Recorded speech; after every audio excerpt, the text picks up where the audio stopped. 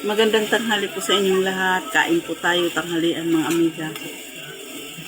Ang ulam ko po ay karne nga. Ginisa ng anak ko yung baka. Ayan. Ito pinakuluan ko muna kanina.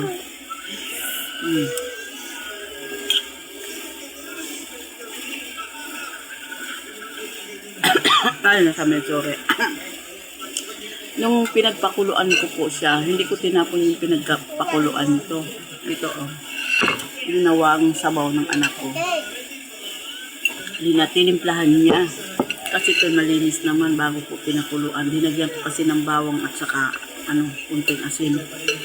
Ngayon, ginawa ng anak ko kasi may pichay sa rep at saka patatas. Ginawang sabaw. Dinagang baka. Ang sarap po ng sabaw. May kunting pichay.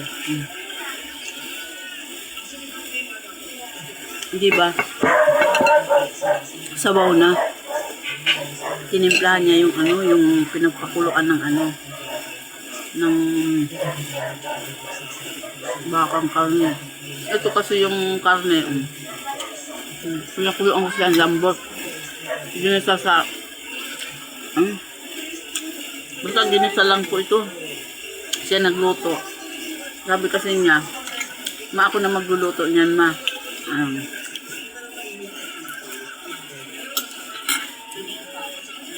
Kaya, pwede yung sabaw. Sa pamigit ng sabaw. Picture na lang po ito, wala rin patatas. Kasi bakit? Pinakain ko dun sa apo ko ng patatas, nilagyan ko ng sabaw. Para na rin naglaga ako ng baka. Kasi ito yung katas ng ng bakang pinagpakuluan ko.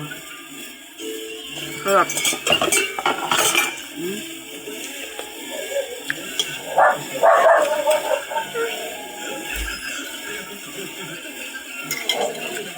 Sayang kasi tapon mga amiga, kaya sabi ng anak ko, gawin natin itong soft.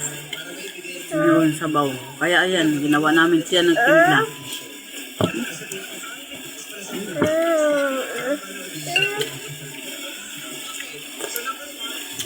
Ayan, sa mga hindi pa nananghalian, mananghalian tayo.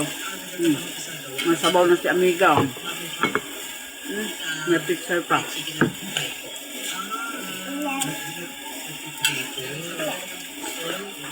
Ang sarap ng sabaw. Ang sarap ng sabaw mga amiga.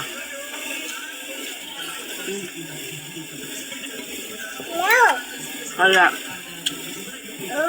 kung mayroong pinagpakuluan ng para hindi masayang kasi wala kaming sabaw. Kung ginisa kasi niya, walang sabaw. Pwede na po yung gawa ng sabaw. Timplahan lang, ayos na, may sabaw na po yung mga bata. Kaya nagkaroon ng sabaw yung mga bata.